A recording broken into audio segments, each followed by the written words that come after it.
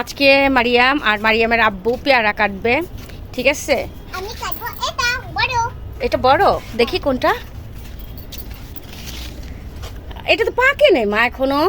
কোনটা? দিতে পারবা? পেয়ারাগুলো পাকে নেই এখনো, পারবা? হ্যাঁ মারিয়াম, পাকে নেই এখনো ঠিক মতো। মা এটা খেতে পারবা না, ওই গিঠারটা খুলে দেখো তো পাকছে কিনা, যদি ওইটা পাইকা থাকে। আমি তুলে দিব একটু দাঁড়াও। আমি কাটবো। এটা আমি তেলি কাটবো। আচ্ছা এটা পাকছে? হ্যাঁ পাকছে পাকছে, মাশাআল্লাহ। কাটো। আমি ও কাটতে পারবে না দীপ্তরাব্বা, ও কাটতে পারবে না। পারবো। পারবে না জান, পারবে না। তুমি নিচে হাত দিয়ে ধরো, বাবা কেটে দেখো উপর দিয়ে ধরো। তুমি ধরো, দাঁড়াও। মাশাআল্লাহ আমি উপরে দিয়ে কাটতে চাইছিলাম। মাশাআল্লাহ। এ পোকাটা ফেলে দেন দাও। এমনি। এখানে লাগাই দাও। যা দাও দাও, ওকে দাও, ওর খুব ইচ্ছে হয়েছে। এটা ধুয়াই না, দাও ও খাক। এটা দেখো তুমি এখন খাবা না বাসায় গিয়ে খাবা? এখনই এখনই খাবো? বাবাকে বলো ধুয়ে দিতে। যাও। দাও। বাসা গিয়ে খাও। না না, বাবাকে বলো দিয়ে দাও, ও চাইছে এখন খাইতে। ছাদের উপর খাওয়ার মজা আলাদা, গাছ থেকে ডাইরেক্ট পেরে ডাইরেক্ট খাওয়া, ওটার মজা কিন্তু আলাদা। এটা আমার আরেকটা আপু। এটা তোমার আরেকটা ফুল? নানু বাসা থেকে আসছে। নানু বাসা থেকে আসছে। পাগল হয়ে গেছে মেয়ে, পেয়ারা কখন খাবে। তুমি একটা কামড় দিয়ে দাও রে, ও কামড় দিতে পারবে না। দীপ্তরাপা কামড় দেবে। দাও, বাবাকে দাও, বাবা একটু ছিঁড়ে দেখ, দাও।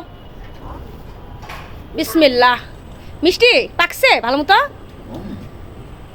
মাশাআল্লাহ। খাও খাও। খেতে পারছো?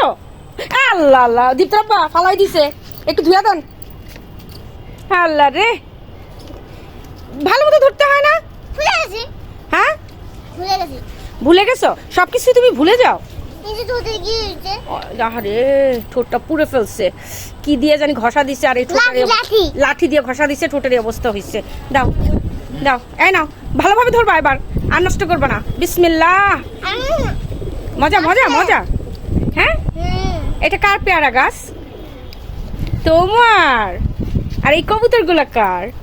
আমার তাই মারিয়াম তো কবুতরের খাবারও খাওয়ায়, তাই না মারিয়াম? হাতে এরকম করে নে আর টুক করে খাই। তাই ও সোনা পাখি।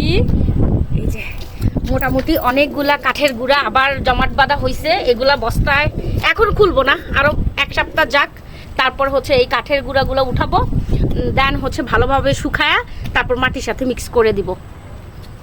কারণ এই কাঠের গুঁড়া যত ভালোভাবে শুকাবেন, পারলে ছত্রাকনাশক দিয়ে শুকাবেন, তাহলে ছত্রাকে আক্রমণ করার কোনো চান্স থাকবে না গাছের ভিতরে। অনেক কবুতর মাশাআল্লাহ, ভিতরে আরো অনেক আছে।